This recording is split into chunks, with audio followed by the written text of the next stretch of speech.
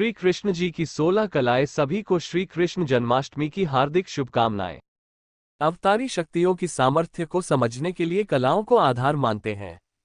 कला को अवतारी शक्ति की एक इकाई माने तो श्री कृष्ण 16 कला के अवतार माने गए हैं। भागवत पुराण के अनुसार 16 कलाओं में अवतार की पूरी सामर्थ्य खिल उठती है। अवतारों में श्री कृष्ण में ही यह सभी कलाएं प्रकट हुई थी। इन कलाओं के नाम हैं। 1. श्री। प्रथम कला के रूप में धन संपदा को स्थान दिया गया है। जिस व्यक्ति के पास अपार धन हो और वह आत्मिक रूप से भी धनवान हो, जिसके घर से कोई भी खाली हाथ नहीं जाए, वो प्रथम कला से संपन्न माना जाता है। ये कला भगवान श्री कृष्ण में मौजूद है। 2. भू। जिस व्यक्ति के पास पृथ्वी का राज भोगने की क्षमता है, पृथ्वी के एक बड़े भूभाग पर जिसका अधिकार है और उस क्षेत्र में रहने वाले जिसकी आज्ञाओं का सहर्ष पालन करते हैं, वो अचल संपत्ति का मालिक होता है। भगवान श्री कृष्ण ने अपनी योग्यता से द्वारिकापुरी को बसाया, इसलिए ये कला भी इनमें मौजूद है। 3. कीर्ति। जिसके मान सम्मान और यश की कीर्ति से चारों दिशाओं में गूंजती हो, लोग जिसके प्रति स्वतः ही श्रद्धा और विश्वास रखते हो, वो तीसरी कला से संपन्न होता है। भगवान श्री कृष्ण में ये कला भी मौजूद है। लोग सहर्ष श्री कृष्ण की जयकार करते हैं। 4. इला। चौथी कला का नाम इला है, जिसका अर्थ है मोहक वाणी। भगवान श्री कृष्ण में ये कला भी मौजूद है। पुराणों में श्री उल्लेख मिलता है कि श्री कृष्ण की वाणी सुनकर क्रोधी व्यक्ति भी अपना सुध बुद्ध खोकर शांत हो जाता था। मन में भक्ति की भावना भर उठती थी। यशोदा मैया के पास शिकायत करने वाली गोपियां भी कृष्ण की वाणी सुनकर शिकायत भूलकर तारीफ करने लगती थी। 5. लीला। पांचवी कला का नाम है लीला। इसका अर्थ है आनंद। भगवान श्री कृष्ण धरती पर लीलाधर के नाम से भी जाने जाते हैं, क्योंकि इनकी बाल लीलाओं से लेकर जीवन की घटना रोचक और मोहक है। इनकी लीला कथाओं सुनकर कामी व्यक्ति भी भावुक और विरक्त होने लगता है। 6. कांति। जिनके रूप को देखकर मन स्वतः ही आकर्षित होकर प्रसन्न हो जाता है, जिसके मुखमंडल को देखकर बार बार छवि निहारने का मन करता है, वो छठी कला से संपन्न माना जाता है। भगवान राम में ये कला मौजूद थी। कृष्ण भी इस कला से संपन्न थे। कृष्ण की इस कला के कारण पूरा व्रज मंडल कृष्ण को मोहिनी छवि को देखकर हर्षित होता था। गोपियां कृष्ण को देखकर काम पीड़ित हो जाती थीं और पति रूप में पाने की कामना करने लगती थीं। 7. विद्या। सातवीं कला का नाम विद्या है। भगवान श्री कृष्ण में ये कला भी मौजूद थी। कृष्ण वेद, वेदांत के साथ ही युद्ध और संगीत कला में पारंगत थे। राजनीति एवं कूटनीति भी कृष्ण सिद्धहस्त थे। 8. विमल। जिसके मन में किसी प्रकार का छल कपट नहीं हो, वह आठवीं कला युक्त माना जाता है। भगवान श्री कृष्ण सभी के प्रति समान व्यवहार रखते हैं। इनके लिए न तो कोई बड़ा है और न छोटा। महाराज के समय भगवान ने अपनी इसी कला का प्रदर्शन किया था। इन्होंने राधा और गोपियों के बीच कोई फर्क नहीं समझा। सभी के साथ समभाव से नृत्य करते हुए सबको आनंद प्रदान किया।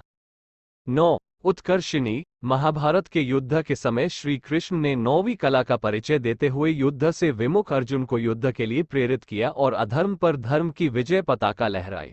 9वीं कला के रूप में प्रेरणा को स्थान दिया गया है, जिसमें इतनी शक्ति मौजूद हो कि लोग उसकी बातों से प्रेरणा लेकर लक्ष्य भेदन कर सकें। 10. ज्ञान। भगवान श्री कृष्ण ने जीवन में कई बार विवेक का परिचय देते हुए समाज को नई दिशा प्रदान की, जो 10वीं कला का उदाहरण है। गोवर्धन पर्वत की पूजा हो अथवा महाभारत युद्ध टालने के लिए दुर्योधन से 5 गांव मांगना, ये कृष्ण के उच्च स्तर के विवेक का परिचय है। 11. क्रिया। 11वीं कला के रूप में क्रिया को स्थान प्राप्त है। भगवान श्री कृष्ण इस कला से भी संपन्न थे। जिनकी इच्छा मात्र से दुनिया का हर काम हो सकता है, वह कृष्ण सामान्य मनुष्य की तरह कर्म करते हैं और लोगों को कर्म की प्रेरणा देते हैं।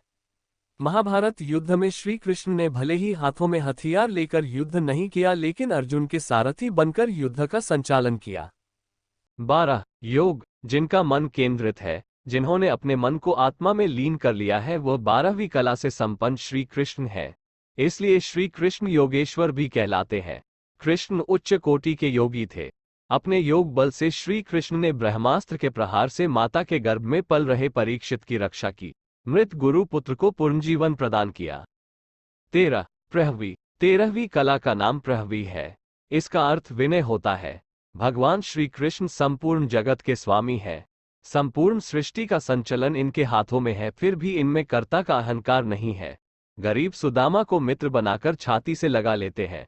महाभारत युद्ध में विजय का श्रेय पांडवों को दे देते हैं। सब विद्याओं के पारंगत होते हुए भी ज्ञान प्राप्ति का श्रेय गुरु को देते हैं। ये कृष्ण की विनयशीलता है। 14. सत्य। भगवान श्री कृष्ण की 14वीं कला का नाम सत्य है। श्री कृष्ण कटु सत्य बोलने से भी परहेज नहीं रखते और धर्म की रक्षा के लिए सत्य को परिभाषित करना भी जानते हैं। ये कला सिर्फ श्री कृष्ण में है। शिशुपाल की माता ने कृष्ण से पूछा कि शिशुपाल का वध क्या तुम्हारे हाथों होगी। श्री कृष्ण निसंकोच कह देते हैं, यह विधि का विधान है और मुझे ऐसा करना पड़ेगा।